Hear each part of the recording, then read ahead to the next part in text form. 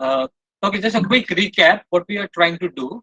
What we are trying to do is we have created a created an art project, and in that project we have some data. Okay, and we now try to read that data in R. Okay, this typical data is a CSV file. Okay, that is the comma separated values. So we will read this file using the read.csv command. Now uh, we can seek help on the read.csv function. There are two ways to do that. You can simply, when you are in script, you can still you can simply start typing read.csv, and you will get the list of functions, and from there you can press the F1 button, and then you will arrive at on the lower right window. You will get the help page. Okay. Sir, That sir, we yes, can't see yes. your screen, sir. Oh, sorry, I forgot to present my screen.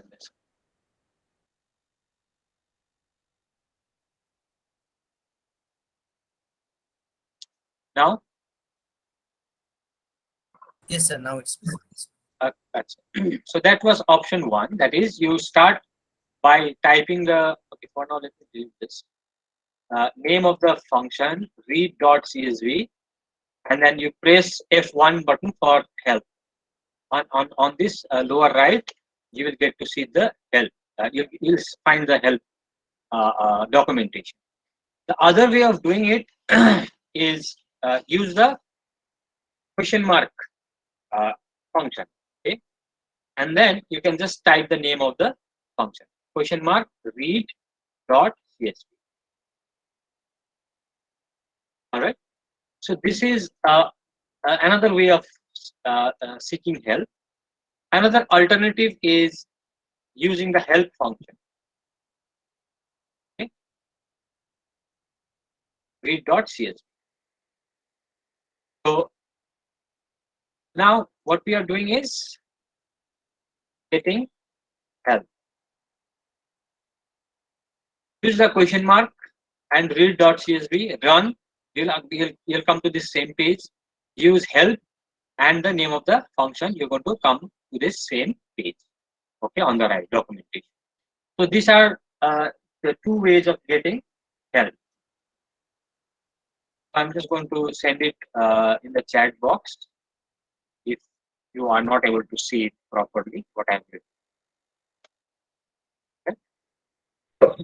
Sir, Okay.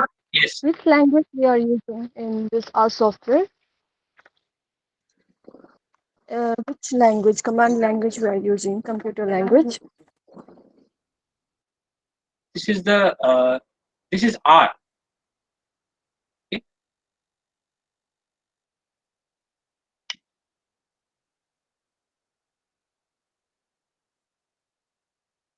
Is this clear? Excuse me, sir.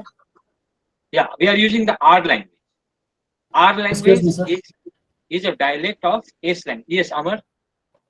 Sir, I have typed in my R script read.excel, but Read. read Excel. Actually, it is showing read Excel double column, and it is also showing read underscore XLS or read underscore XLSX. What is the difference between it? Read Okay. Excel double dot and read underscore XLSX. Okay, okay. I'll come to that Excel part. Okay. Let me just finish with the CSV part, and then I'll come to Okay. Excel. Okay.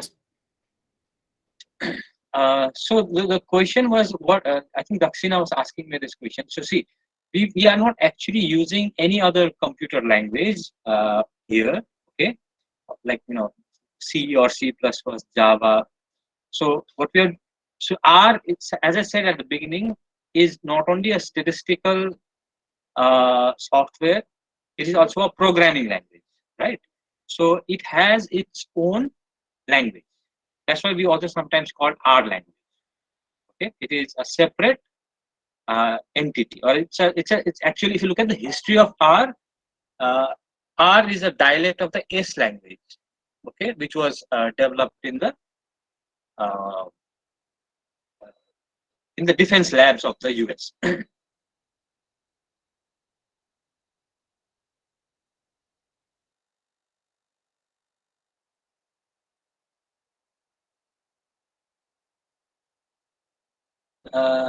On any function. So here I have showed you how to get help on the CSV function.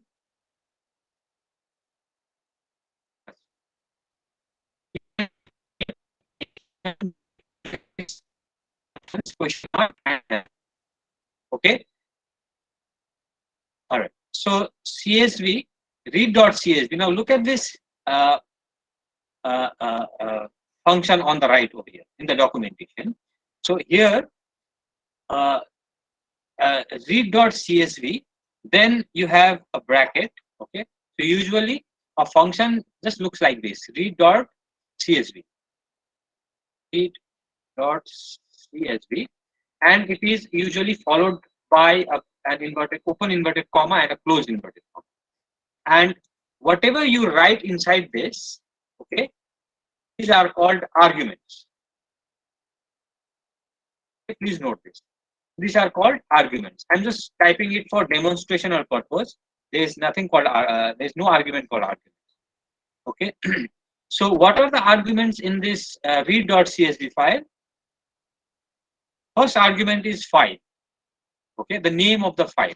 So we will say file equals to, what is the file? Within quotation mark, okay, we go to this files sub window and look at the name of the file over here.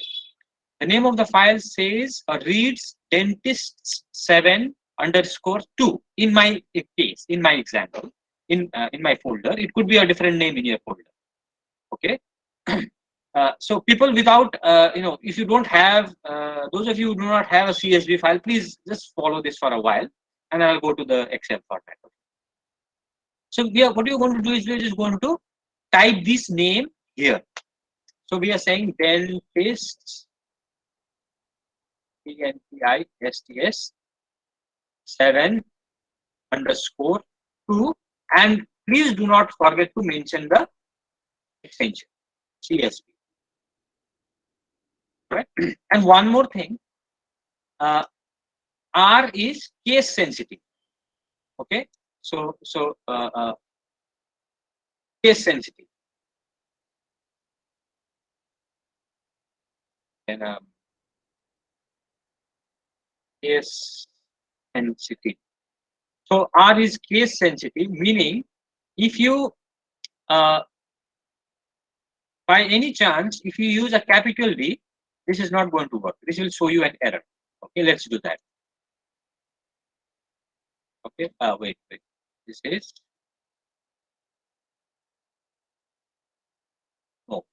dentists 7 underscore 2 dot CSV.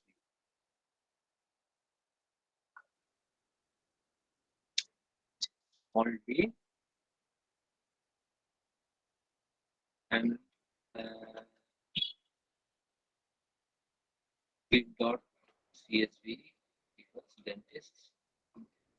I don't know. It must be some changes in the recent, but normally in base R, okay, this is what you will find.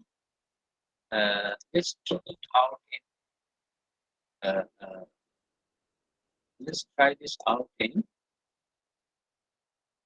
read dot CSV. Let's try this out in your cloud. dentists 7 underscore 2 dot CSV. Let's use a capital D over here. All right. If you look at the output in your this thing, cloud, you see that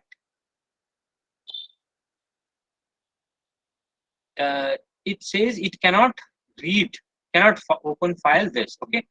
Now, if I change it to small d, this should be working. See, So here, this is working. I mean, when you specify small d, okay, you are able to see the output, or you are able to read the data set. But if you change any of this, let's say I change this with a capital E, and again it will show an error message saying that no such file or directory. All right. So it should. I don't know why this is showing up over here. Let me change it to. Let me change this to capital and try reading it. All right. Something funny is happening there. Anyways, but the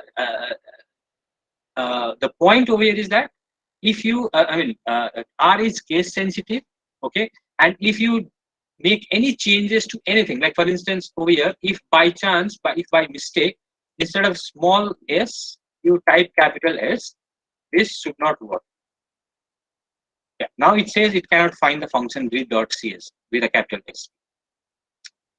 Okay, but I don't know why it is identifying this as a file over here. It's reading the file. Then this would be, I mean, it's good. In fact, if it does that, because it's good also, it's bad also, because it might read some other file with the same name with different alphabets. Okay, so that's the risk with a software not being case sensitive. So, but somehow here I don't. I mean, read.csv is reading even. I mean, it's not sensitive to the cases. But Asal, please tell me, is it working in your case? Let me go back to you all. If you change the case of the name of the file, are you being able to execute the code properly without an error? Yes, sir. In my case, I have done this thing. Just the first word was capital in my data file, but I don't did it in capital, but still it is coming, sir.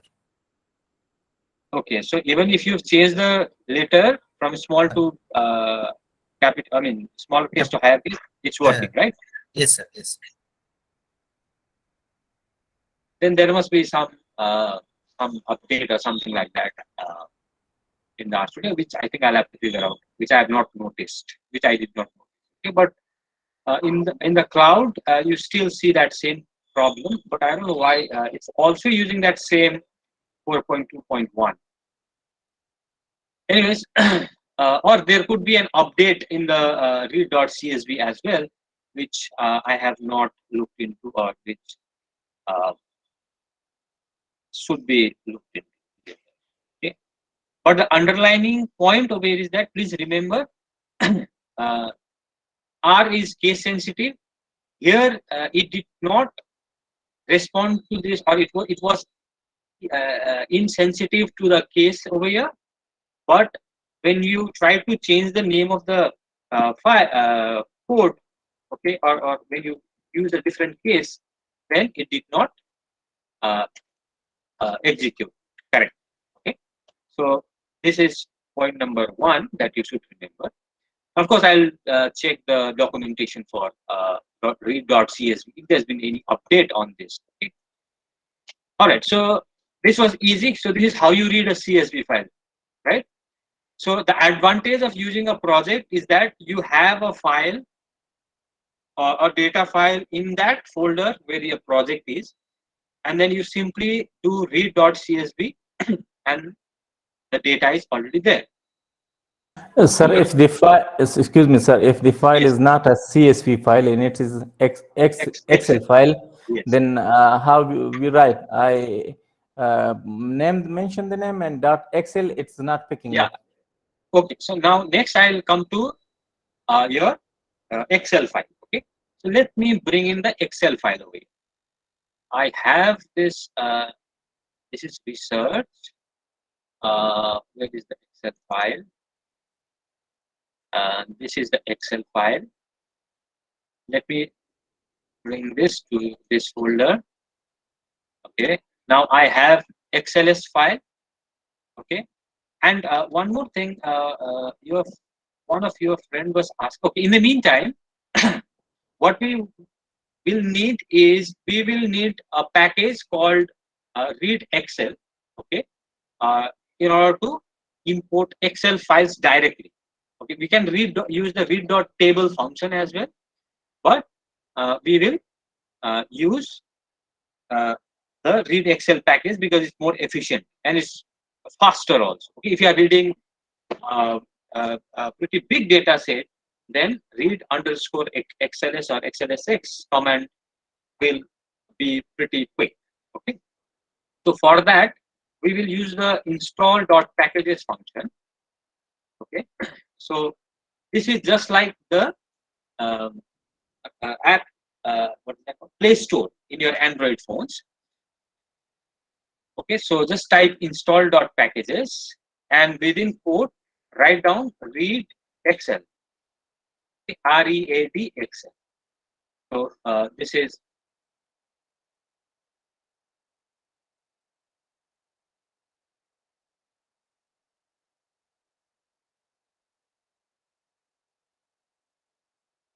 I have put the code in the chat box also. You can pick it up from there. So install.packages read Excel and then run. Okay. Now in the meantime, let's come back to the point, the question that one of your friend had asked.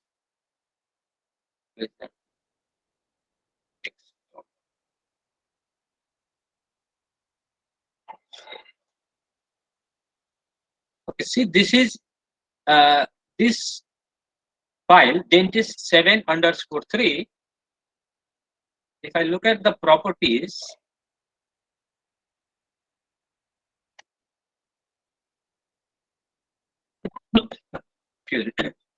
this says it is a .xls format. Okay. Now let me open this in Excel.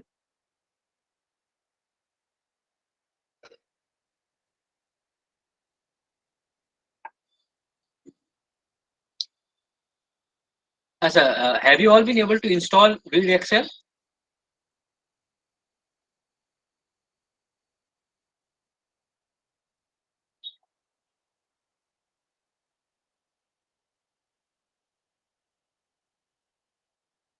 Okay. Others? Yes, sir.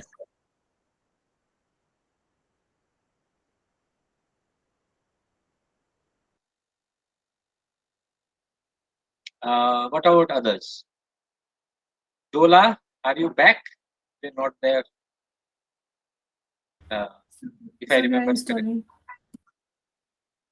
You are installing the spinner. Farman, is it like, did you install it in the cloud?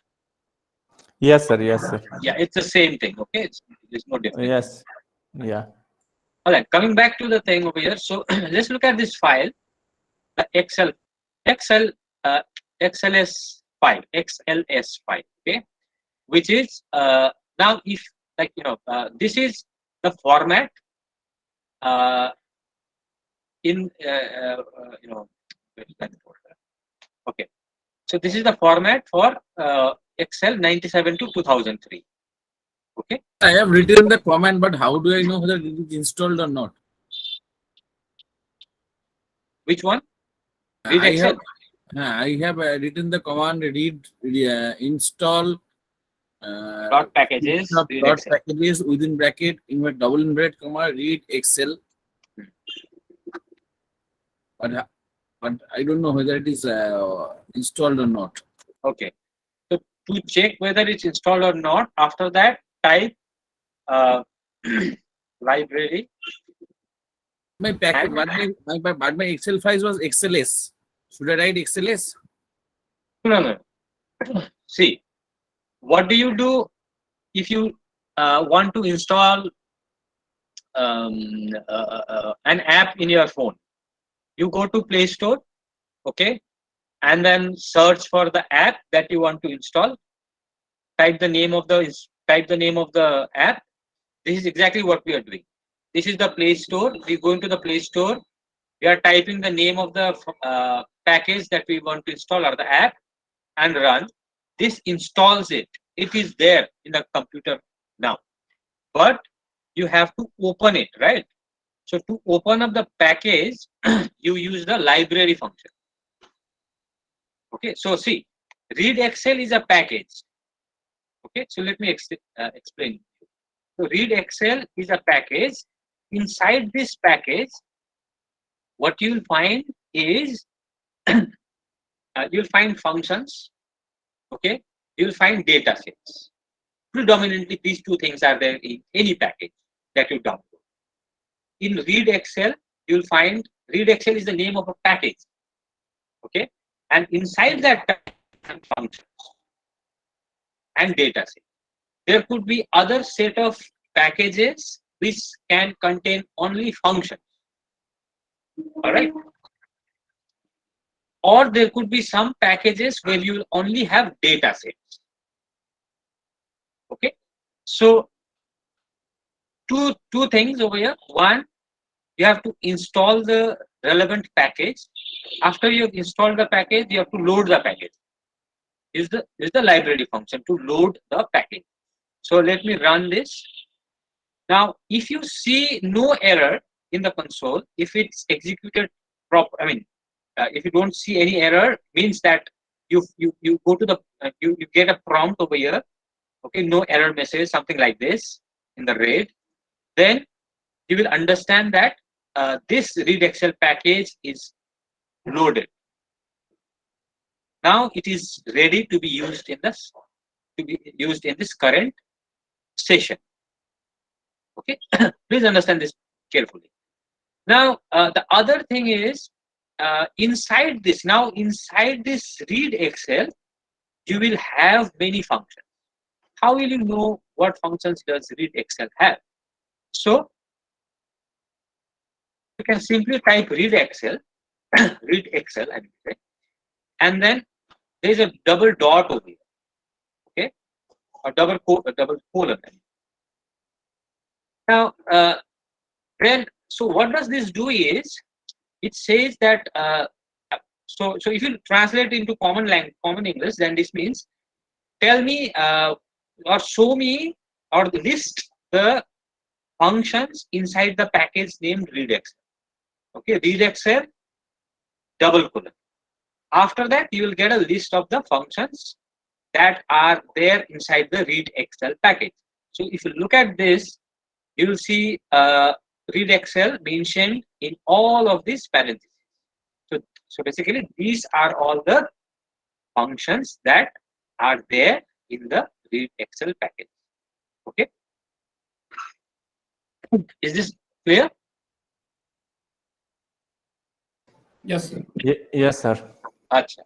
Now next is you have two types of commands: read XLS and read XLSX. Okay, let me explain this in very short. XLS is an if I am not totally wrong, is an older format of XLSX. Okay, so XLSX is a higher version, like after I think the recent version of your Microsoft Office comes. The Excel files usually come with .xlsx extension. But if you have a very old Office like 97 2003, then it will give you the format, or the files will be saved. You'll find mostly the files have been saved in .xls format. I think that's the difference. Okay. So now, depending on the type of file that you need, okay, so you can click. So we are going to read XLS format because I have this file called dentist7_3.xls. If you have a format XLSX, then instead of XLS, you use XLSX. Is this clear, everyone?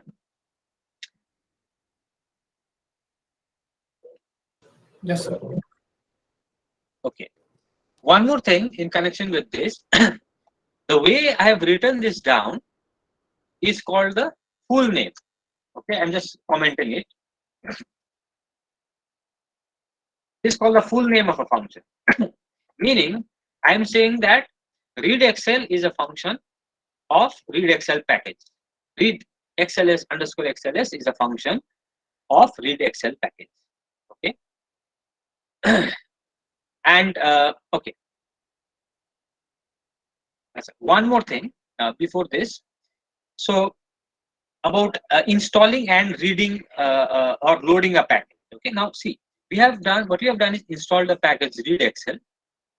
All right. Then we have to load the package using the library function in the current R session. Okay, and only after that you will be able to use the read XLS command or function. Okay, so the process again, I'm again reiterating it again and again that installation, first you need to install a package, then load it using the library function, and then use the related function from that package. All right. Number two, there's another thing over here. Installation is a one-time phenomenon. Okay, so you just do it once. Okay, so basically, now that you have installed Read Excel in your computers, you do not have to repeat this process the next time when you open R or you sit and work on R. Okay, so this you'll have to do it just once.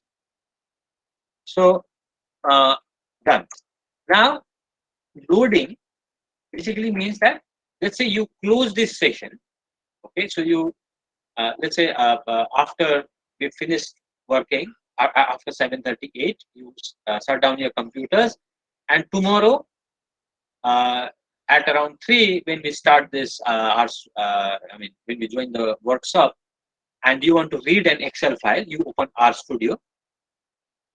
Tomorrow at 3:30 or 3, if you want to read an Excel file or XLSX or XLSX file, you do not run install.packages. You don't have to run this, but you have to run library. Is this clear? Is this understood?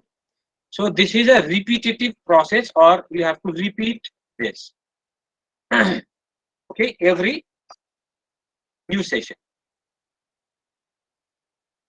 Please repeat library read Excel or library any other package that you're using every new session, but installation is a one-time process, one-time phenomenon. Okay, is this clear, everyone? Yes, sir. So now let's go on to import this file. So it's similar to line number 6 over here. So read underscore XLS and with imports. Let me try over here. I'm just giving a capital D over here on purpose. DNBISS 7 underscore 3 dot XLS. And let me run.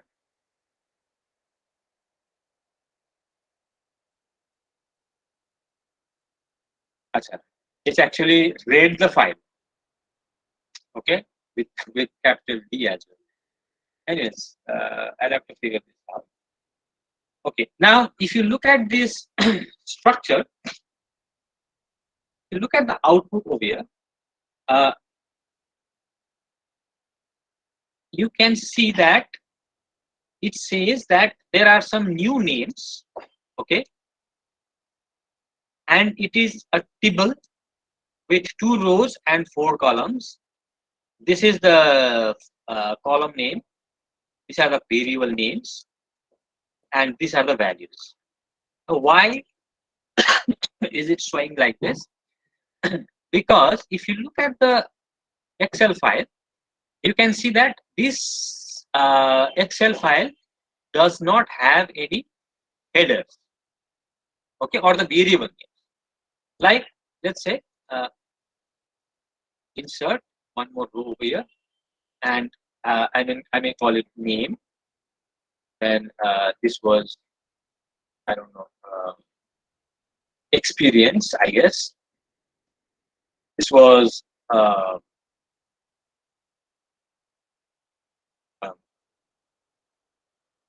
Oh, full time. I remember. And this is recommended. So these were the names. These were missing. Okay, these were missing in the file, in this file. That's why by default, when you do read underscore read dot where is that? Read underscore XLS, this is what you see. Okay, there is a I mean, if you now go to, so what you can do now is you can simply go to the help, okay, and run, and look at the documentation over here. So it says the first argument is path, okay, or the file, where the file is and what the file is. Next is seat. Next argument is seat. Okay, so we did not use this argument. Okay, so we call this path equals this. The next argument was seat. For instance, why you might need this argument? Let's say you have couple of seats over here, seat 1, then seat 2, okay, seat 3, and your data is in seat number 3 or seat number 2. So you can actually use this argument. You can say that, okay, let me now input this file. Okay, let me copy this and put it in seat number 2. All right, this one has the variable names. Seat 2 has variable names, whereas seat 1 does not have variable names. Okay, so let me actually have to save this and then come back here. Now let me use the same command, and what I will specify a new argument. Okay, I will say seat equals seat 2. From where did I get this seat 2? Seat 2 is mentioned here, seat 2. Okay, so if you renamed this and call it with headers or anything, it could be anything in your thing. So I will also do it as with headers. Okay, first I have to save this file. Right, now I'm going to read this file. Now look at this. This is a much more cleaner output, right? So it has a header with name. I mean, there are 3 observations, 3 rows and 4 columns. The first column is name. Second variable is XPR, full time recom, and it has got this value. Okay, so this argument seat is to specify which seat we are using. All right. Now let's say we are working with a file which does not have headers. Then we also have an option.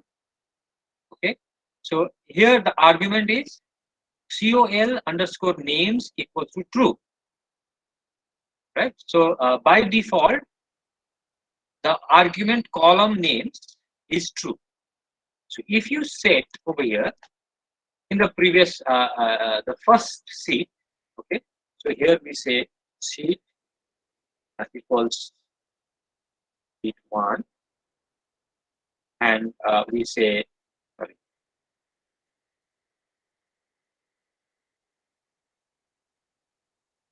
and we say call names. That means column names. Does this have any column names? Okay, so say no, false, because seat 1 does not have any column names, right?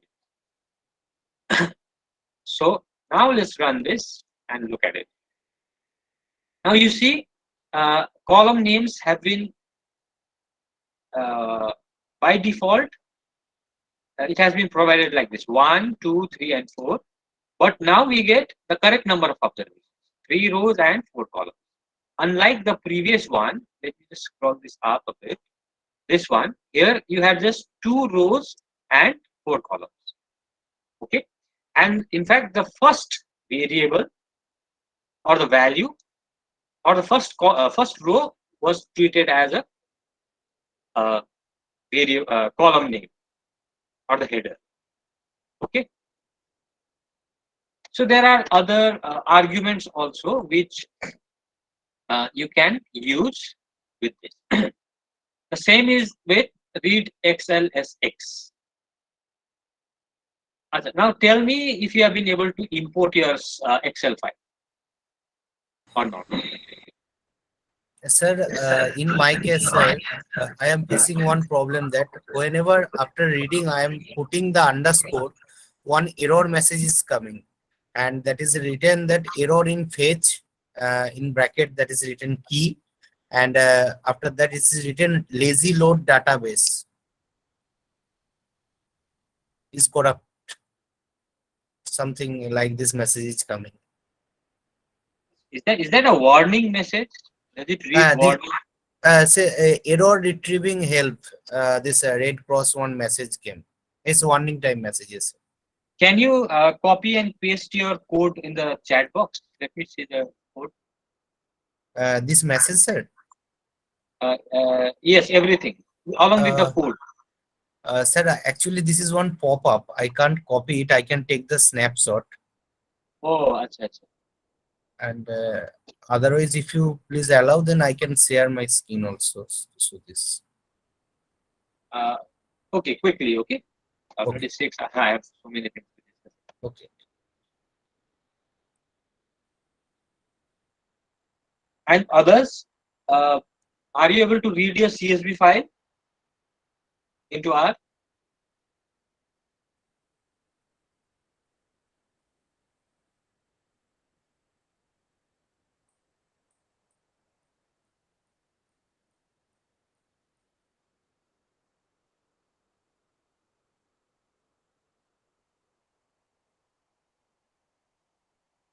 Okay, close this window pop-up, Okay, sir. and so yes, okay. So you have written read.csv, but not that one. Install packages to Excel library, read XLS, read Excel. Okay, and after that, what are you trying to do? Excel SX. So did you run? Yeah, read underscore XLSX. Click on that. Yes, sir. Whenever I put the underscore, sir, this warning came, sir. Uh, this should not be a problem.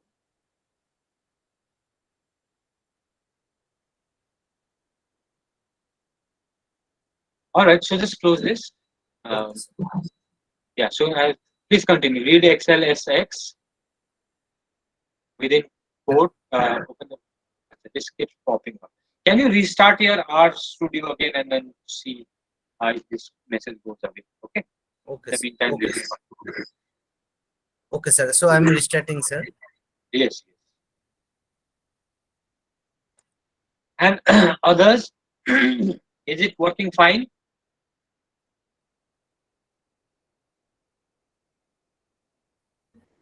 Sir, we are doing. Okay, you are doing it. What you need to do is just type in read underscore XLSX within quotes, give the name of the file, make sure the file is here in the research folder or the project folder, and then just run. It should be working fine. Unless the file is problematic like mine, where it did not have the column names or the names of the variables. Sir, after restarting, it's now working, sir. It's working. Okay. Thank you, sir. Thank you. Thank you for sharing here. And all right. So for the last time, I'm asking. I'm trying to confirm whether if we have been able to import your CSV file. Done. Yes, sir. Okay. All right. So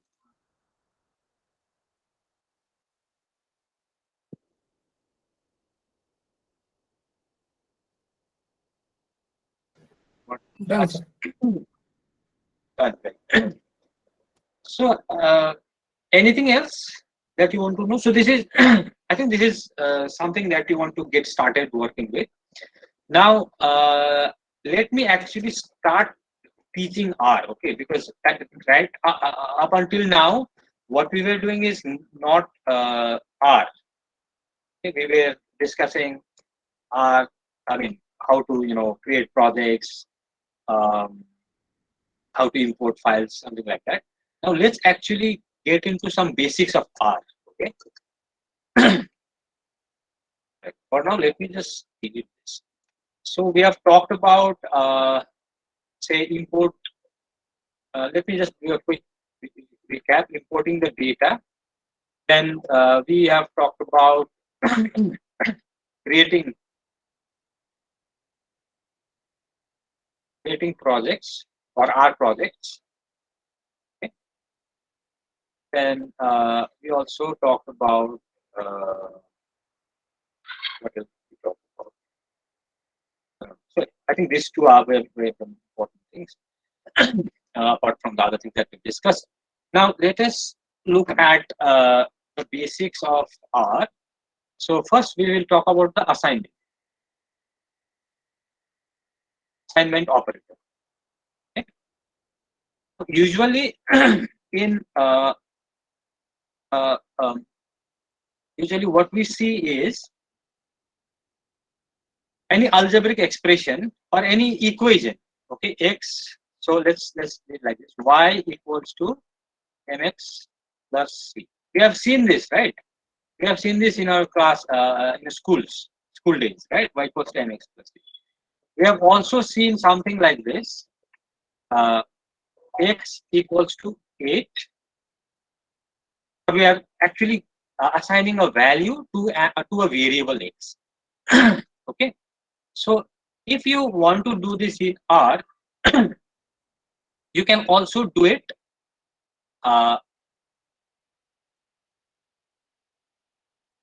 in a very simple way, just like this: x equals to r 8. Okay,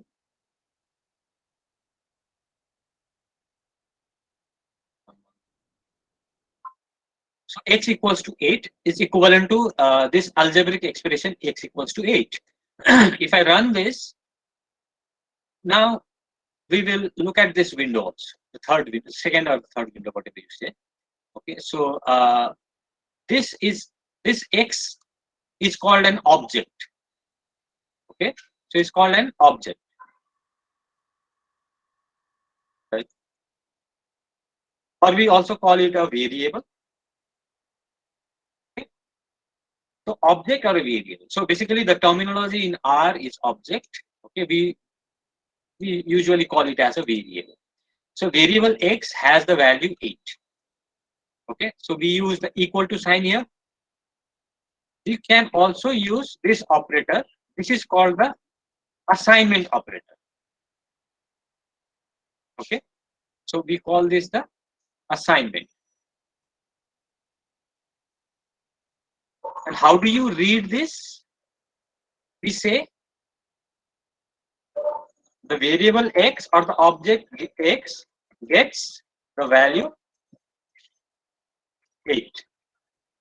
Okay, this is how we read: x gets the value 8. X gets the value 8. But this is equivalent to using x equals to 8.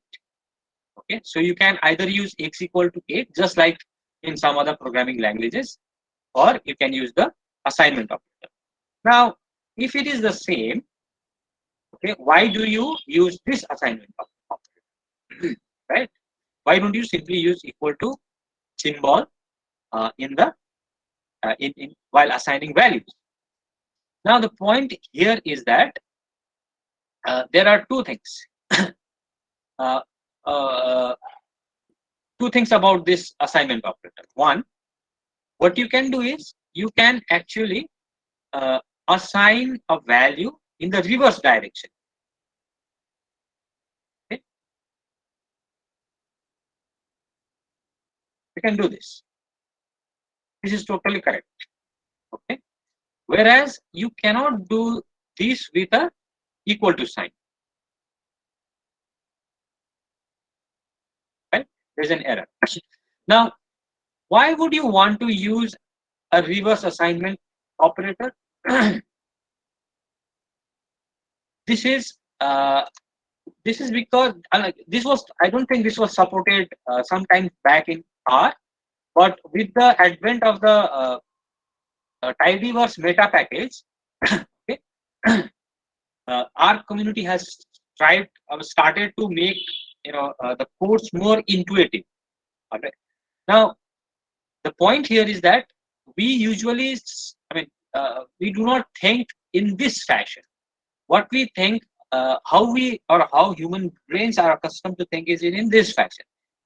So usually what we when we are assigning a value, so the first thing that comes to our mind is, okay, let us assign the value h to a variable x. That's what we say, right?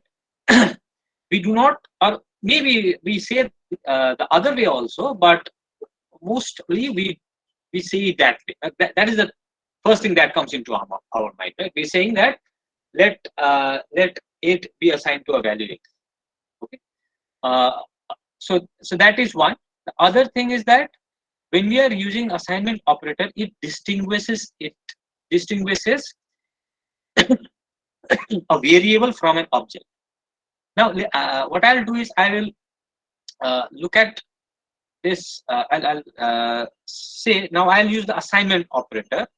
I will say then this. Okay, I'll just do the reverse way. I'll read so this is what I'll do. Okay, so I'll do read underscore XLS, and I'll say then this 7 underscore 3 dot XLS. Okay, I'll read this file and then and then I have to read the sheet. It was the name of the sheet with headers. Okay, with headers. I use this additional argument. Sheet equals to with headers. Now I read this, and after reading this data, I say, okay, now I've read this data file for the data set. Assign this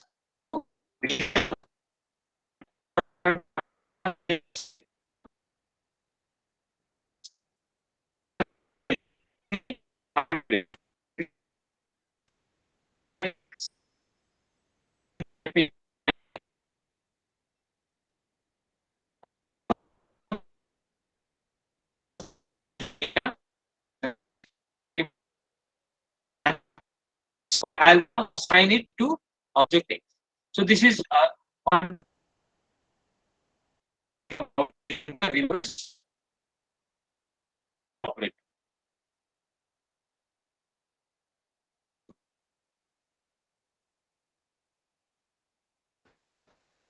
Or your voice is not clear.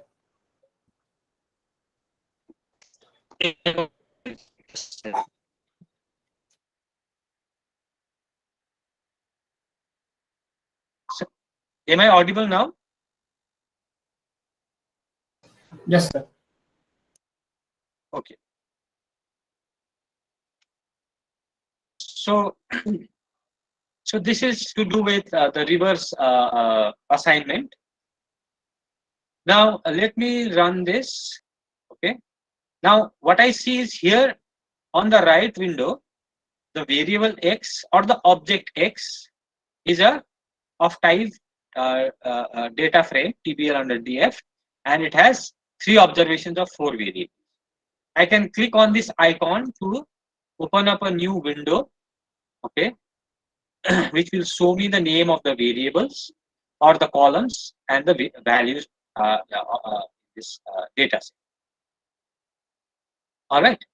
Now let us say that I want to create one more variable over here. Okay, I want to create one more column. which is uh, which is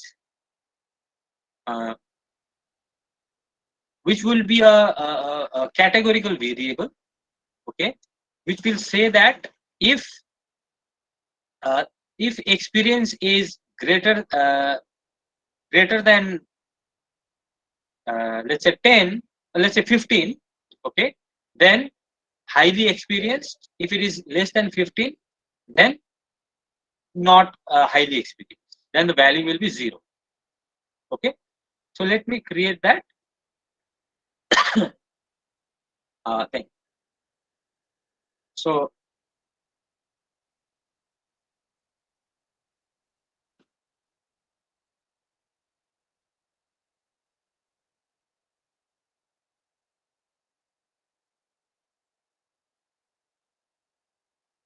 I'll take uh, X. Don't mind about the codes over here. If you just ignore the codes for now. I'm just trying to explain you a logic over here. Okay. I'll call it what is that? Experience. So I'll call it I X E R. That's the variable, and I'll say if. I'll say if else. E X E R. Sorry. E X E R.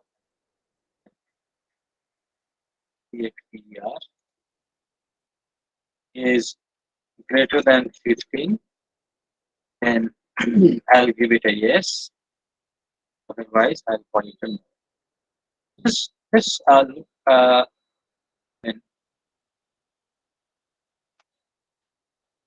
just trying to show you the thing over here.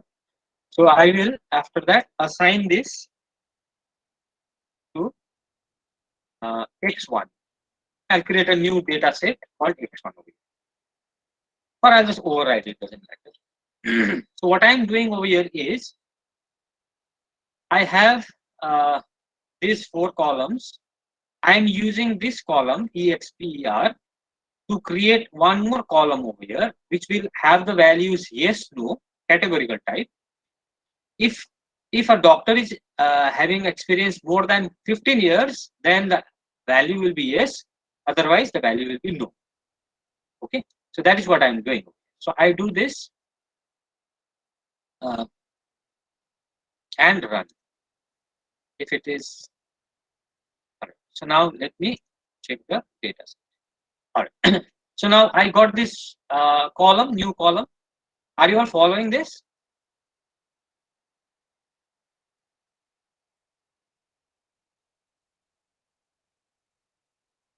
You don't have to understand the code what I've written till now. I'm just trying to explain you the logic. Okay. So what I've done is using this variable, I've created a new variable, factor variable, or what we call the indicator variable or a categorical variable, OS types. Okay. Now the point I'm trying to make over here is that so this is one process. While dealing with data, this is something that you do, or while manipulating data sets. Now the point that I'm trying to make over here is that look at this. There is an equal to sign here also, right? That I've highlighted. And here I have used an assignment operator, the reverse assignment operator. I could have done this also. I could have said, let me overwrite X. Okay. Right. And I could have done this. So instead of this assignment, normal assignment operator, I could have used the equal to sign as well. Okay, let me create X1. It equals, I take the variable XPER. If it is greater than 15, I will call the new variable IXPER yes, otherwise no. This is what I'm going to do. And then I'm going to save this thing, this variable into this new object or data set called X1. Let me run this. I get a new data set on the right panel, X1. I look at this data set X1. Okay, I'll close this X. This is the new column that I get. All right. So using this equal to is equivalent to using the assignment operator. This one. Okay. But when you are using this equal to sign, what you'll notice is that there is one more equal to sign here, and this is inside a function. Okay, so this is inside another function called mutate. All right. So in R, everything is not like illogical. So here the logic is, if you use the assignment operator, then you can distinguish between the object or the data frame. So this is a PBL under data frame structure. So we will talk about data frame. Data frames are data structures in R, which actually has a similar structure like this, which has rows and columns, and each column will have its own data structure. Okay, it is typically spreadsheet type of data structure. All right, I mean, putting it very simplistically. So if you use an assignment operator, you can easily identify that X1 is a data structure of a different class, that is data frame, or XLS or XLSX format, whatever. And this thing that is before this equal to sign is a variable. Okay, it is a variable, or it is a column name, or it is a header inside that file, or inside that data set text. So inside X1, you have a variable column called high X1. Okay, so that is so these are the three or two reasons for using this symbol as an assignment operator in R.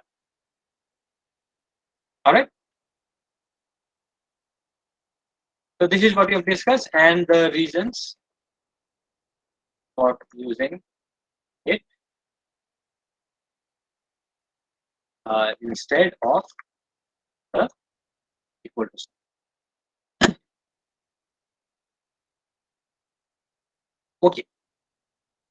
Next thing is the objects. Sir, is this clear, everyone? The assignment operator.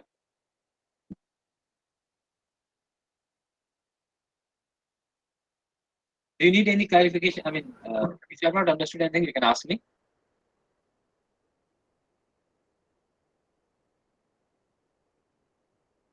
Is this clear, everyone?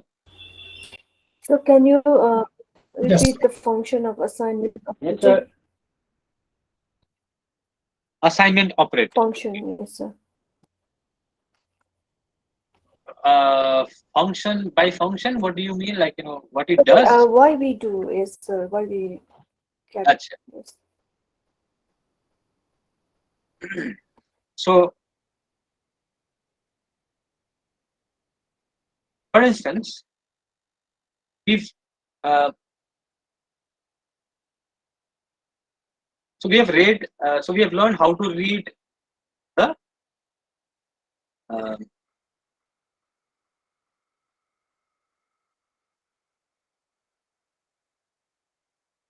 we have learned how to read the file, right? This one. So, yeah, Dakshina. So look at this, Dakshina, closely look at this code, okay? So here what we are doing is, we are saying read the file, XLS file called dentist7.xls, and in particular read the Excel sheet called okay, if you look at dentist7.3, which is open in the Excel worksheet over here, we are talking about this file or this data. Okay. Is this clear up to here? Yes, sir. All right. Now moving on, we read this file. Okay, read XLS dentist under 7 XLS. I mean, let's run this code. Now, after you run this code, what you'll see. Okay, let me clear the environment for now. clear by clearing. I will do say delete the data set over there, and let me also clean the console. If you look at this now, if you run 11, line number 11, this one, so you will see that read XLS has been able to successfully read the file dentist 7_3. Okay, because you can see the output here immediately. Okay, it has 4 columns and 3 rows, or 3 rows and 4 columns.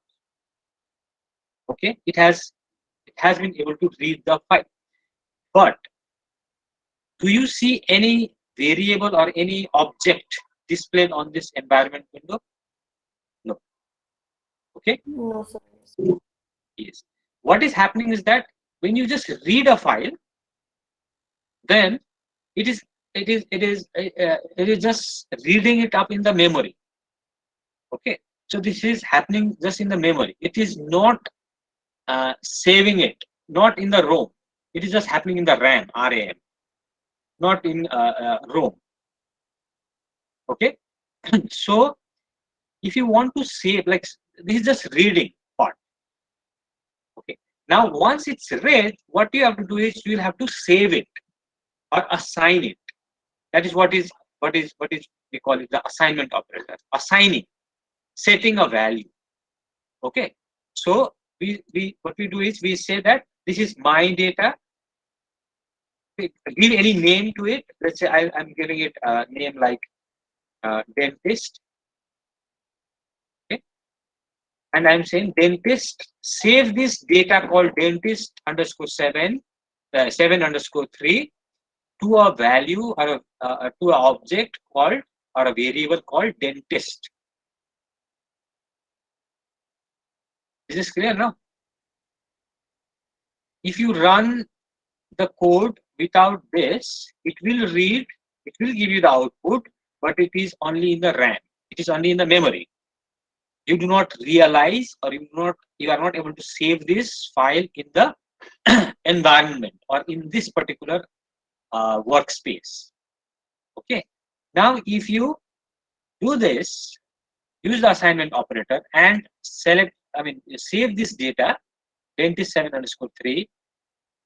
You're going to save it to this file, or to this name, with this name, dentist. It can be any name. You can call it data, my data, whatever. Okay? So I can call it my data. And then now if you run, and keep a close eye on this window also as you run, you will see that there is a data set called my data. Now this data is available in our environment, or in this workspace, or in this current session to work on. You can work with this data set. Okay, so that is the purpose of this assignment operator. You have to if you want to save a file, save means assign. Saving is actually different. You should not use the word save.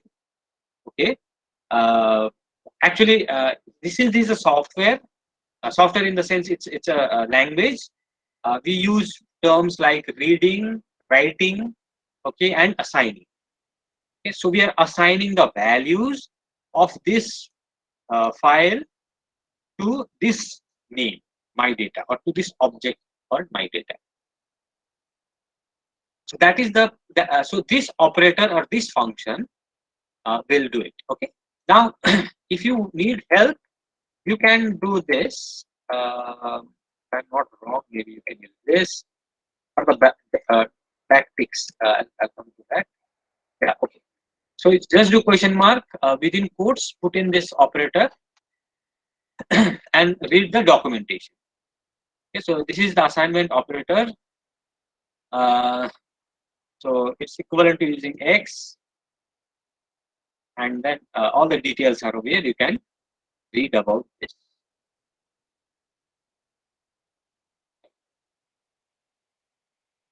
Okay, Dakshina, is it clear?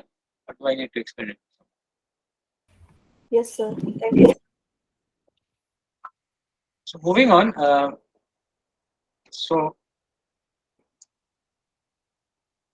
next, what we will talk about is objects in R.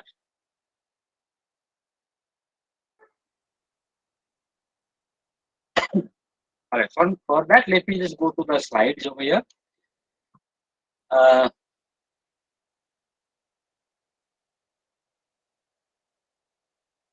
okay.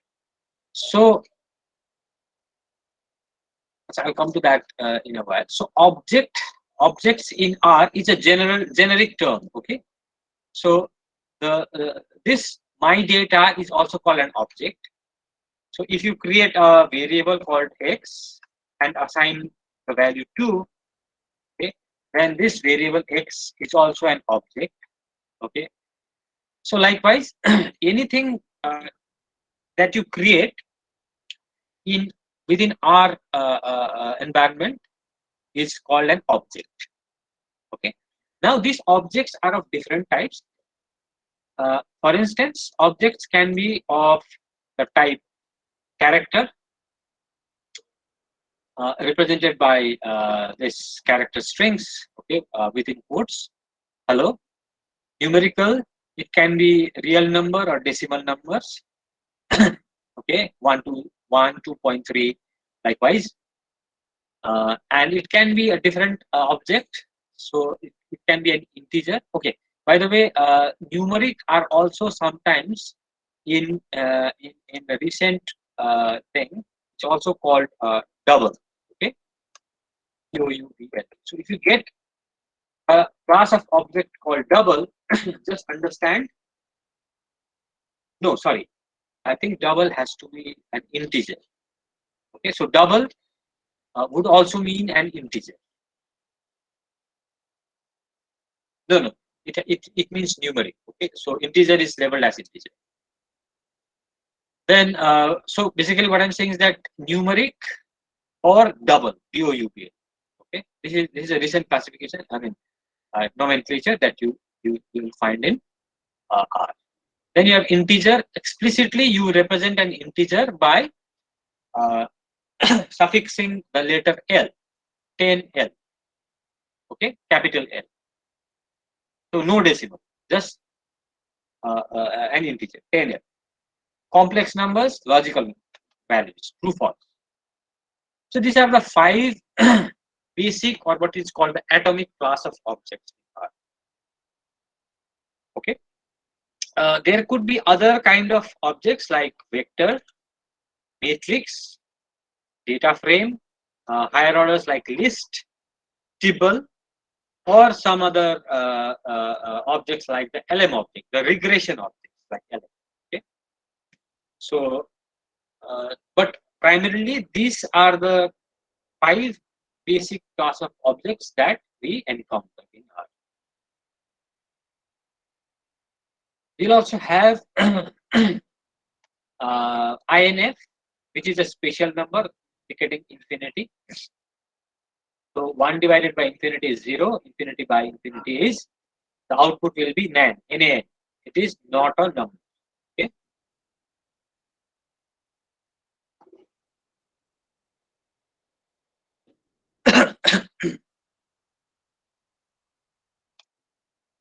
All right. Let me come back to parts.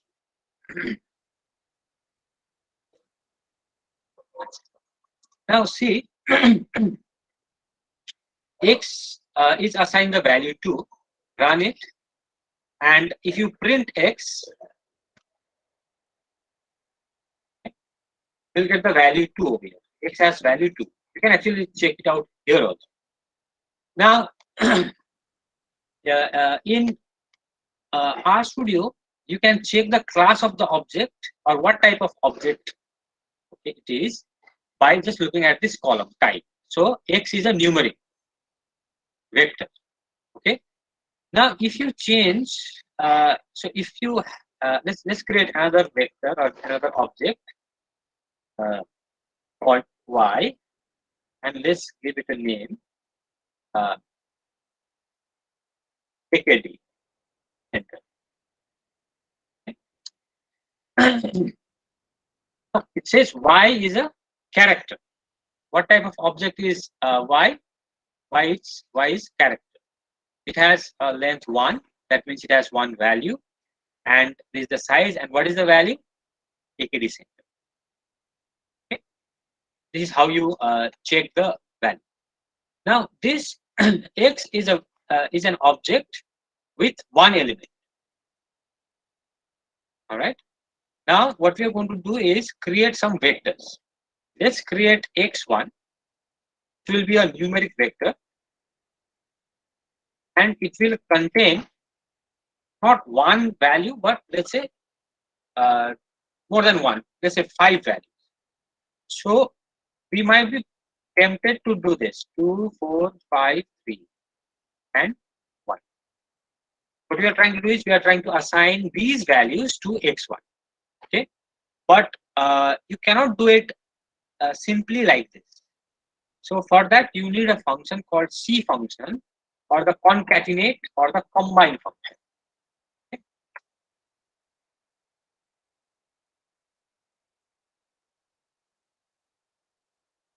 C function, or the concatenate or combine function.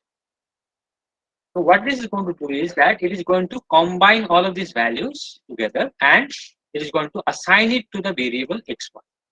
Let's run this. So X1, this variable is created. It says it's a numeric. It's of type numeric. The length is 5. That is, it has 5 objects or 5 values, and size is 96 byte. What are the values? These are the values are 2, 4, 5, and likewise. It cannot display all the values over here. Okay, so that's a glimpse of the data that. So basically, X1 is a vector of 5 values. So, and this is the C function. That's how you create a vector of numeric, or type numeric. Okay. Now let us create another vector called Y1, which is a vector of values like A to the center, and the other value could be Bolpur, and other could be West Bengal. So what we are doing is we are placing each name or characters within quotes and separating them each value by a comma, right? And then make sure that we close the bracket to complete the code, and then we run. On the right window, we see that we have created Y1, which is a character vector now, which has 3 values, of course, AKT center, Bolpur, and West Bengal. This typo over here, anyways. And it is 264 bytes, and the values are listed over here. Okay, I mean, it just shows a glimpse of the values there. So we have a single value vector, numeric vector. We have a single value character vector, and now we've created multiple values numeric and multiple values character vector.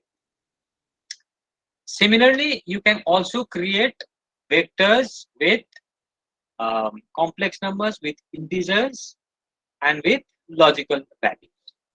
Okay, so that is how you create a vector. Next is a matrix. I'm talking about different data structures. Okay? So the next data structure or data type is what is called a matrix. All right. So we all know what a matrix is. Now let us create one. There are multiple ways of creating a matrix. We can create, number one, we can create matrix using vectors. Okay. Let's do this. How to create a matrix using a vector. Let's say I create a numeric vector called x2, which has the values 1 to 10. Let's do 9. Okay. So now this one, I'm introducing you to new functions over here. This is colon. Okay. This is called the colon operator, and this generates sequence of numbers. You've seen me use this before. Achha. I think I'm feeling left out. Everyone following? Any questions up to here?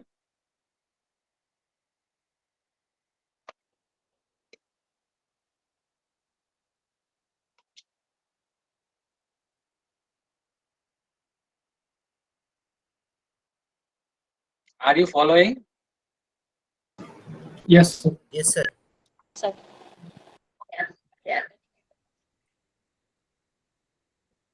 Please respond in between. Okay. Because the online thing is something weird because you are just in front of this screen and just talking to the screen. If you don't get a feedback, then it's sometimes difficult. I mean, you feel weird sometimes. All right. So generate a sequence of numbers. So 1 to 9. So let's create a sequence of number from 1 to 9. This is a vector. So x2 is an integer, integer vector which has 9 values. All right. So let's look at x2 if it is So and let's create. Okay. Now that we have a vector called x2 with 9 observations, let's create a matrix. I will call it M1. Okay. And I will do like I use the matrix command. Okay. And then the first argument here is called data. What is the data that you're going to use to create a matrix? By default, it is NA. There is no data. Now I'm saying that take x2 as the data. Okay, so x2, that means this vector x2, which has the values 1 to 9. Now what? Next is next argument would be n rows. Now how do I know the arguments? Which arguments will come next? So simply do question mark matrix. Okay. Run this, and on the lower right you find the help over here. So data, the first argument we have used over here, data is matrix x2. What is the second argument? N row, number of columns. Sorry, number of rows. Okay. How many rows do you want to have in this matrix? So I'll say I want 3 rows. Okay. So basically there are 9 data points. So by default it will understand that it will also have to create 3 columns. I don't need to specify how many columns I want to create. Is this understood? And the other arguments are like by row equals to false. I'll come to this in a moment. So let's keep this simple. What I'm saying is that I want to create a matrix. The data for the matrix will come from vector x2, which I have created in the previous step or previous line. It contains values from 1 to 9, numeric values or integer values from 1 to 9. I want the matrix to have 3 rows and 3 columns because it's a matrix with 9 observations, right? So I just run this and M1. So it says what type of object is M1? M1 is a matrix. It has 9 elements and it's of size this. Okay. So let me run this M1. Let me print this in M1. In the console, this is the matrix that you have created. Okay, so 1, 2, 3, 4, 5, 6, 7, 8, 9. All right. So M1 consists of 9 elements. Now, by default, the matrix arranges the data column wise. Okay, not row wise. So 1, then 2, 3. First column filled up, 4, 5, 6 filled up. Then the third column, 7, 8, 9. What if you want to fill it row wise, not column wise? Then you will use this additional argument or another argument called by row equals false. Okay. So now let me take this same thing, copy it, paste it. Let me add this additional argument called by row. By row. By default, it is false. By default, it is false. Now I'll change it to true. That means I want the data or the values to be arranged column wise, row wise, not column wise. Okay, let me do this and again run one. Now the values have been put column wise, 1, 2, 3, then 4, 5, 6, then 7, 8. Okay. So why did I show you this? Because I just wanted to show you that you can actually use different arguments. All right. So this was using a vector, create matrix using vector. Second, the next is you can create number 2. Where is it? Create matrix without using a vector. So let me simply get rid of this x2. I don't need x2. Then what is the data? We don't have x2 over here. Then we say data is 1 to 9. We simply supply the data directly in that matrix command. Okay, so let's run this. Let's call this M2. Otherwise, it will override. And let's print M2. So you'll get the same matrix as. Okay, this is how you create a matrix without using vectors. Any questions up to here?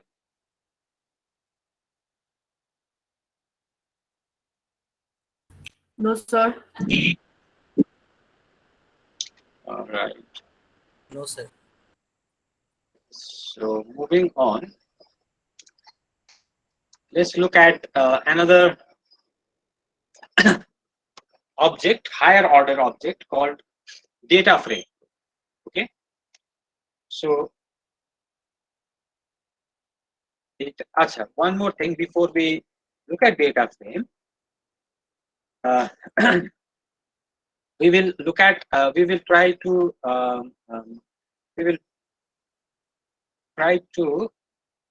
I'll try to explain what is called the portion. I guess. If my spelling is not, if I'm not wrong, I think this is how it's spelled, COERCIN, portion, or SION, not sure. So basically, there's this process called coercion that usually takes, it's an inbuilt phenomenon in R. Okay. Now, till now, what we have done is we have created vectors, or we have created objects like M1 matrices. We have created numeric vectors. We have created character vectors. Okay. So now let us do something interesting. Let us mix these vectors. Okay. So let us look at let's see this vector x and this vector y. So x is numeric and y is character. So what we will do is we will create a vector called z. Okay. Now I'll just follow my intuition. We will combine the two variables x and y that we have created. Okay. Remember, x is a numeric vector. See over here, this one, the highlighted one. Okay, the check box. And y is a character vector. So x has the value 2, y has the value AKD center. Now let's mix them up. Let's combine these two elements or these two objects of different class into one object, and let us call this object z. Okay, and let's see what happens. Let's run this. Good. Now we have created this vector z, which is a combination of x and y. Okay, let's look at z. Let's print z. When you print z, this is the output. 2 and AKD set. 2 comes from x, AKD center comes from y. But what is the type of vector, or what is the type of object z? It is character. Well, you might say, how can it be? Because I have supplied a numeric value, which is x, and I have supplied a character value, right? So I don't know. You might have expected. You might expect that x or 2 should be a numeric, or 2 should remain this value 2 should remain a number, and this should remain a character. But this has changed. The numeric value has now changed to a character value. Okay, or character type. So this is what is called coercion. All right. So coercion is a phenomenon where the class of the object or the type of the object is changed. Okay, when you try to combine objects of 2 or more different types. Okay. Now let's do something. Let's combine x2. What is x2? X2 is an integer. So let's combine x2 over here and let's run. Okay. Now what is z? Z is still character. All right. So you are using a numeric value. You are using a character value. You are combining an integer. You combine all of these 3 things and assign it to another vector called z. Okay. And when you check the class of this vector, it says it is a character. So what is happening is what is called coercion. Okay. Now, if you get back to these slides, so there are 2 types of coercion that usually takes place. One is called implicit coercion, and the other is called explicit coercion.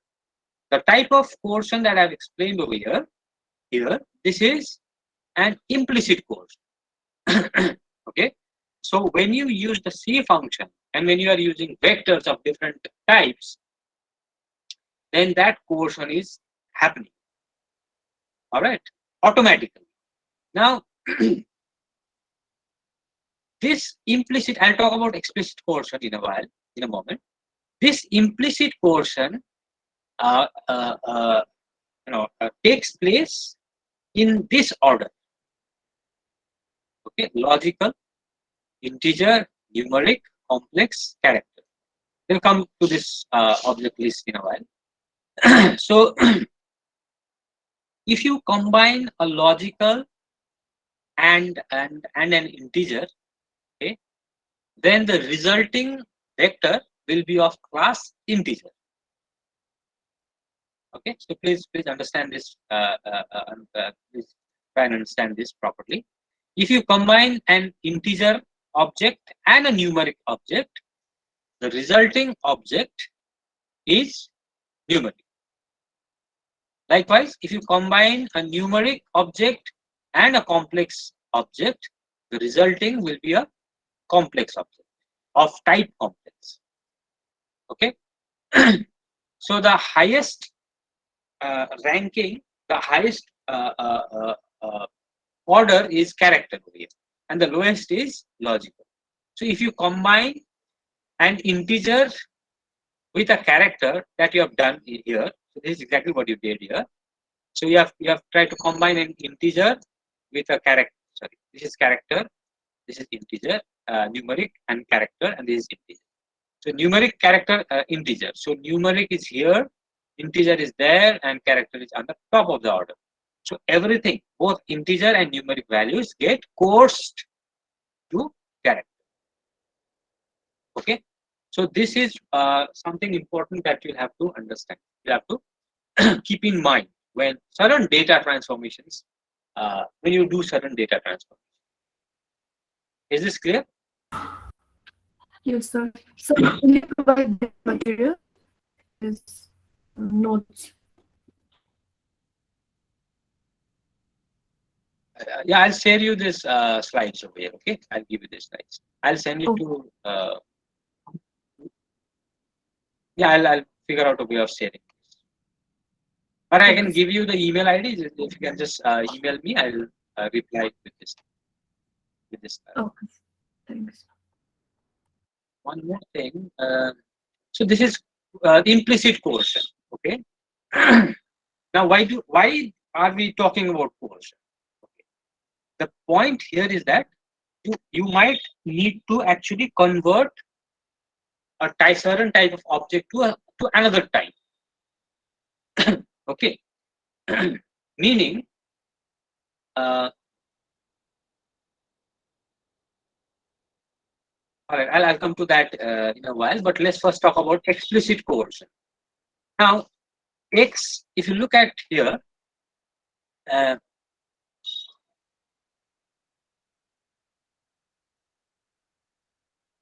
if you look at this one, let's create one more object. Let's create an object called PIN, which is the postal index number or postal code of any city. So it has the values like 004. Just a hypothetical code. Okay, I'm just giving a very hypothetical. Yeah. Let's say 789.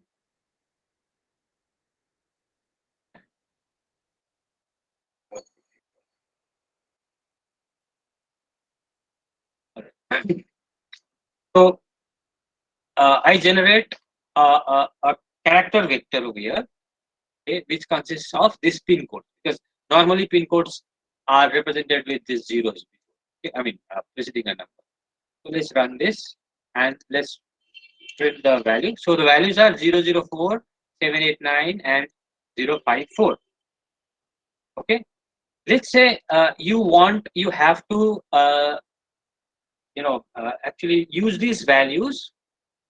Okay, you have to use these values uh, for some you have to use these values to do some calculations. Okay.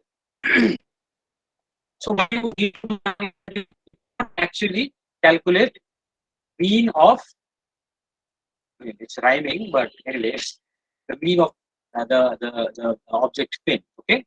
So if you run this, it will give you value na because these are all strings. It cannot calculate it. Okay. So instead, what you do is, and or let's create another vector called uh, NUN. Okay, which is which would be now a numeric version of this object PIN. All right. So what we do is we use function, a family of function called as dot numeric. Okay, and we use the uh, variable pin. So what this does is it actually converts these values, which are characters, into numeric values or numbers. Okay, so let's run this and let's look at num 4, 7, 8, 9, and 54, and we can now calculate the mean of num. Okay, so the mean of all the pin code values is. This is just a hypothetical example. Please don't take it seriously. Am I audible?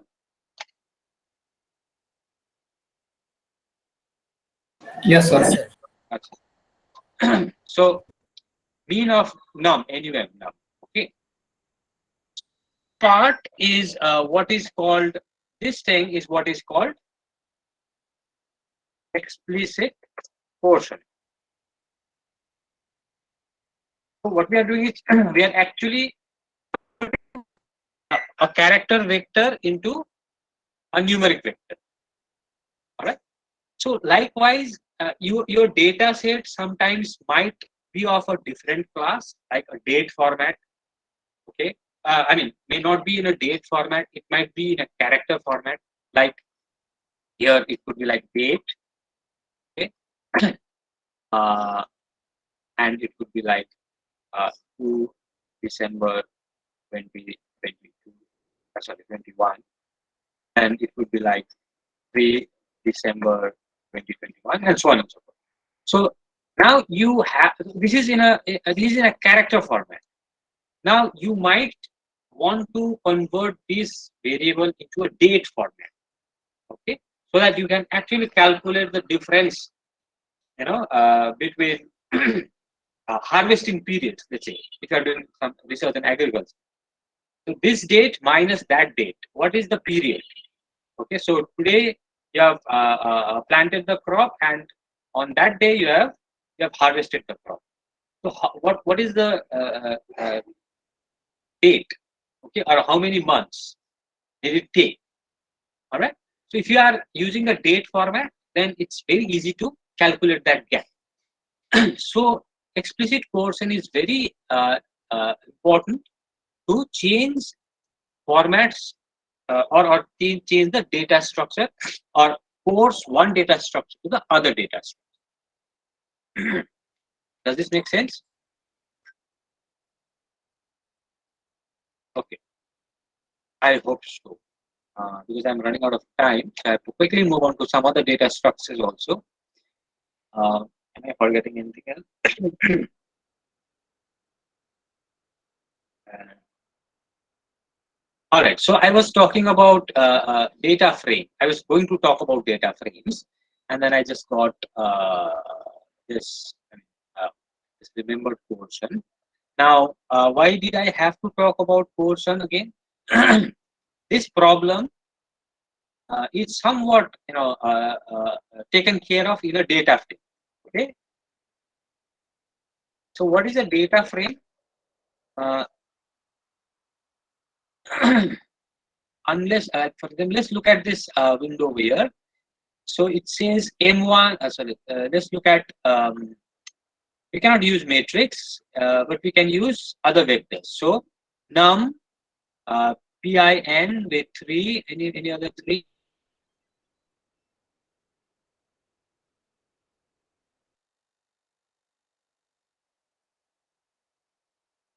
Yes, y1 with 3. Okay. So we want to use. So num, pin, and y1. These are the 3.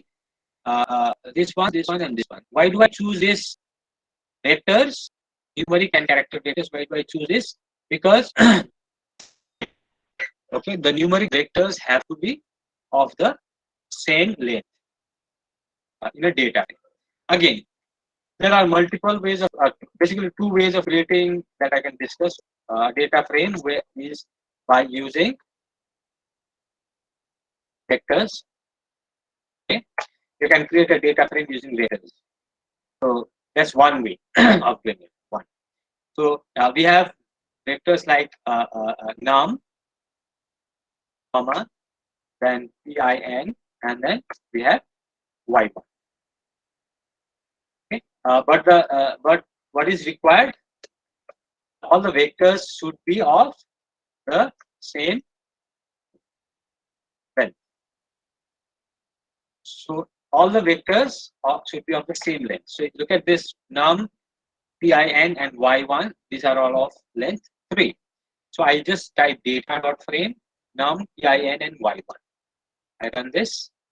So I get this vector.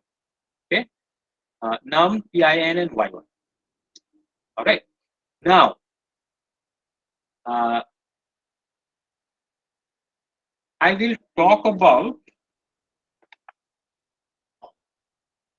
I'll talk about something called a tibble. Okay. So I will talk about tibble. T-I-B-B-L-E, tibble. What is tibble? Tibble is a smarter version. Okay. Smart version of a frame, data frame. In the tidyverse. So tidyverse is a meta package. Okay, you can Google tidyverse and you'll get the website, everything. You can read about tidyverse later on. But what I'm trying to say is that a slightly upgraded version. The Tibble is a slightly upgraded version of it. And in this data structure, okay, it is similar to a data frame structure. So to use a Tibble, you need the tidyverse package. All right. I already have tidyverse installed in a computer. So what I am doing is I am just loading the tidyverse package. Since most of you have just installed R Studio, I suggest you to use the install packages command first. Okay, so you can simply use install packages tidyverse. Okay, after that run tidyverse. All right. Now let's call this as a D. This data frame as D. The data frame that I have created D. Okay. And I will not discuss data frame as well. I'll just give you an example of what data frame is. I'll talk.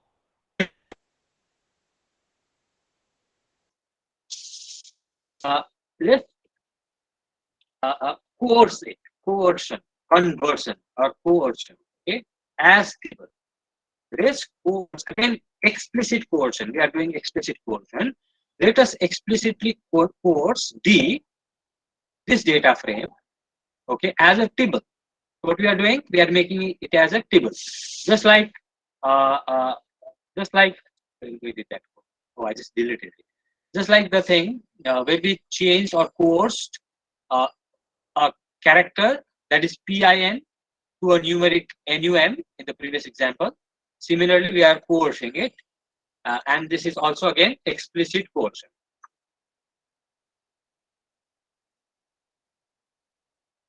That's why the concept of coercion is so important. So as underscore table is a function that comes from the tidyverse or dplyr package. Okay, I'll talk about the tidyverse if I get some time at the end. So let us change it to a table T. Let's print T. Now look at table. Okay, look at the output over here. Now this is similar to the data frame. Okay, as I said, there is no difference between data frame and an object of class data frame or an object of class table. So what is the advantage, or like what is so different about data frame and table when you compare it with other class of objects like numeric vectors, character vectors, or your matrices?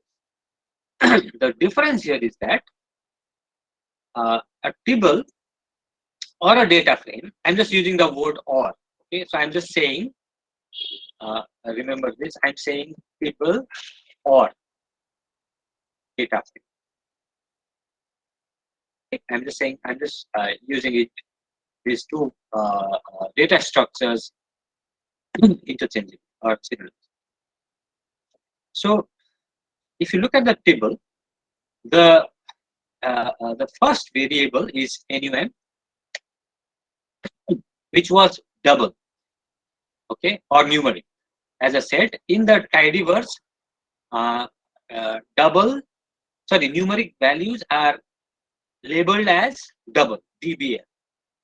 Okay, PIN is another variable that I picked up from here, which is a character. It is still a character. And Y1 is AKD Center, Bolpur, West Bengal. This is still a character. Are you getting a point? So what is happening is that when you create a data frame and you are combining, see, when you are creating a data frame, this is also similar to doing this.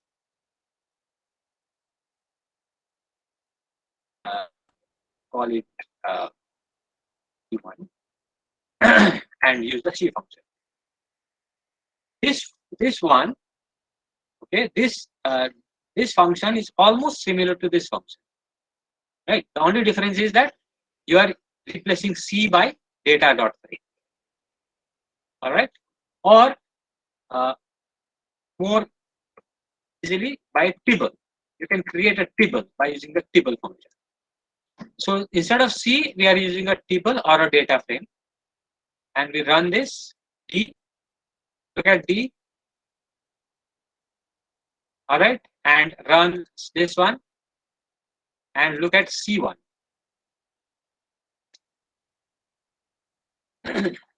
What you'll see over here is D is a tibble, and all the values inside this tibble have retained their class.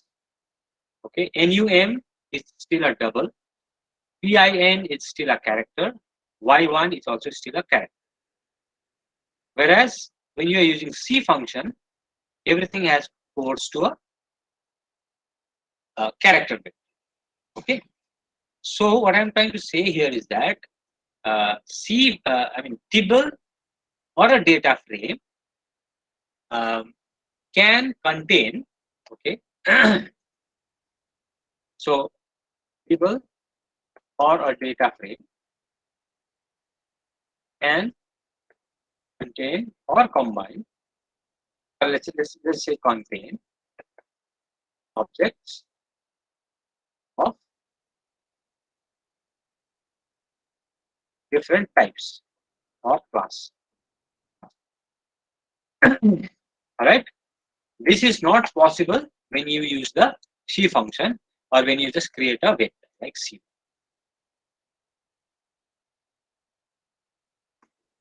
Is this understood? Yes. Data Yes, frame. sir. Okay. 10 minutes remaining. What else can I talk about in this time?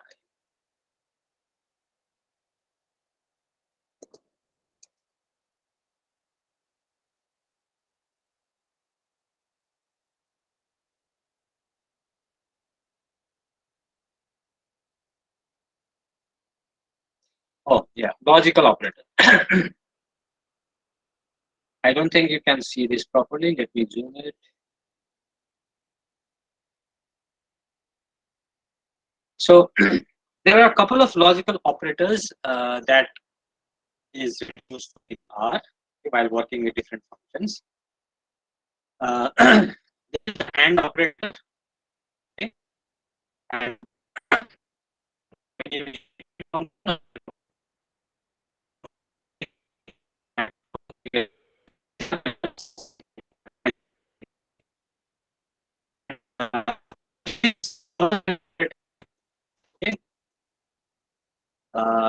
this does single comparison.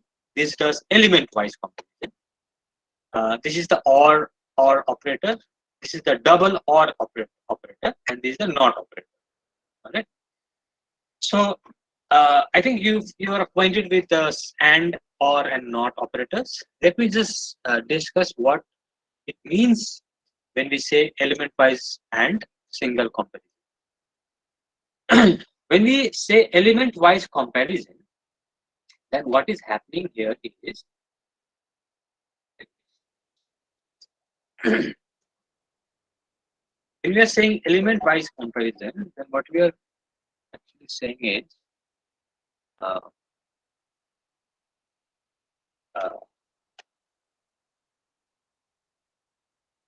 example,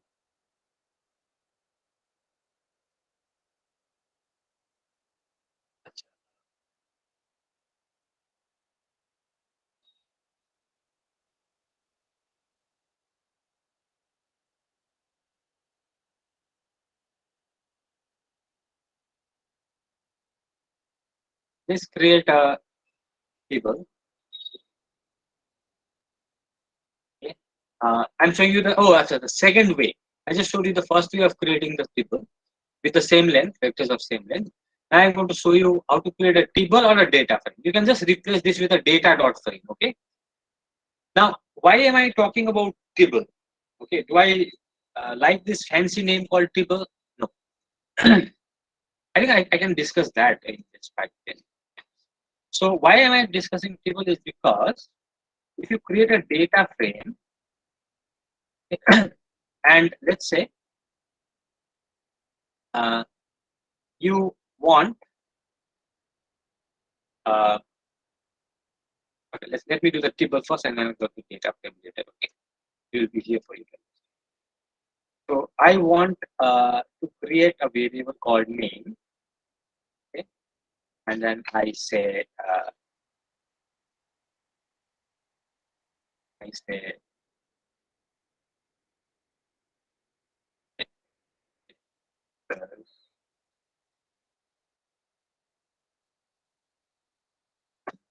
call as roll number. I call it uh,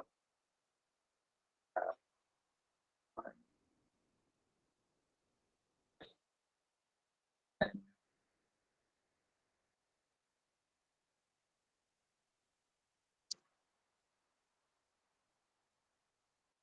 result.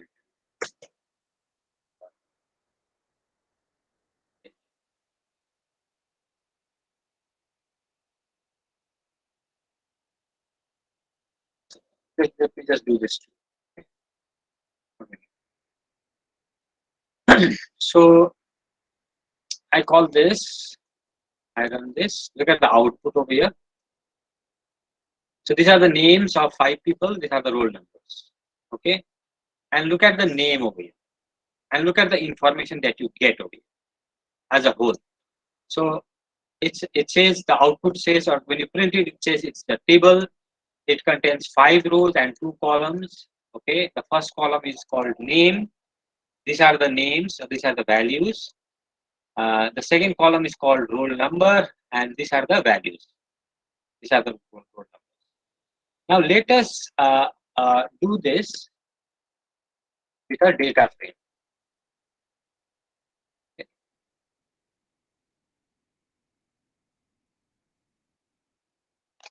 Same thing.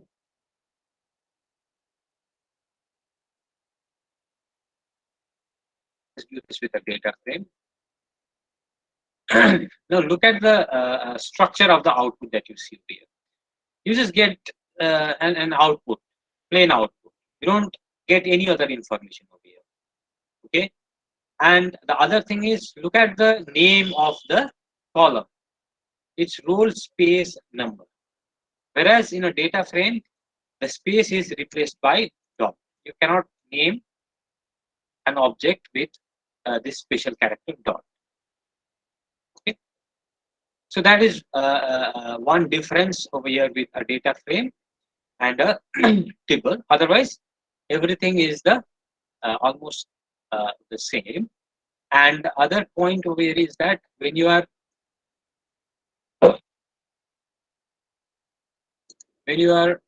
comparing the output, look at this output. Okay, so or the when you have a large data set, the values are like printed in this order, okay, where you do not get much information. However, the output of a table is concise. It gives you a lot of information in a concise way. Like it reads that there are 180 observations or rows and 10 columns or 10 variables. The first variable is title. It is a character type. Publisher is the second variable. It's a factor type. These are the values.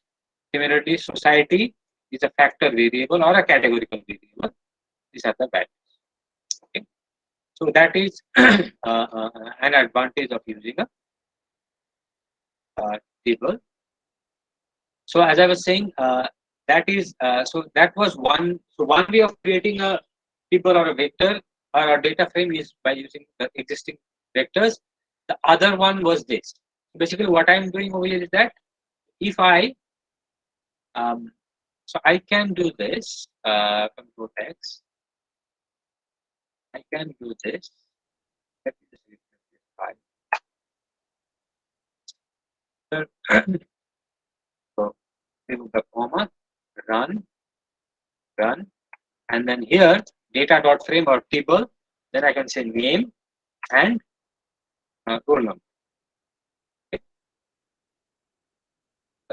This should be within backticks. Okay, otherwise it will not work. So I run. So I get the same output. So this was one way of doing it. Okay. Other way of doing it, as I said, instead of creating separate objects over here, what we do is we simply put it inside this data.frame and then change it to equal to sign, and this is how you create a data frame. This is the second way. Directly, you'll have to directly input the values inside the data frame function. Okay. Okay, so in this limited time, what I've tried to show you is in the first half, I've tried to help you with what R is, R Studio, how to download and install all of them, and just summarizing what you have done today, right? And the other thing that you have learned is after you have downloaded and installed R and R Studio, how you can update them every 6 months or every year. And also we have seen how we can actually make big projects, okay, and then use the projects our projects, and then use all the files within the directory or the folder. This makes life much more easier in our studio. And in the second half, we talked about some basic concepts in art, like some basic objects, your different class of objects, different data structures, okay. And I very quickly try to show you the different data structures like vectors, matrices, and data frames, and also try to introduce you to the concept of table. Okay. So that wraps up my session. Okay, but before leaving, if you have any questions, please ask. Excuse me, sir. Sir, I have Yes. one question. Yes. Sir, can I use tables in everywhere like RIMA model or ggplot or so many functions where data frame is used? Can we use instead of data frame? Definitely. In fact, in the tidyverse, when you are using ggplot or when you are using dplyr or all the functions in the tidyverse, the preferred data structure is table. Definitely. sir, can we have access to the recorded version because I missed the first part of it? That one you'll have to talk to Daya sir, okay? Because I'm not recording it. He is recording the session. Sure, I will provide the recording. Yeah, Daya will provide it. Okay, thank you. Excuse me, sir. If you Yes, Farman, I'm listening. I can't hear you, Farman. provide this by night, that we will come. Give me a little bit of time, sir. Oh. I will provide tonight. Surely, I will work on it. Excuse me, sir. I have a I will suggestion. also leave you my email. Yes, please. Yes. Sir, if you work on the same, like you are on the Excel sheet, we have different Excel sheet.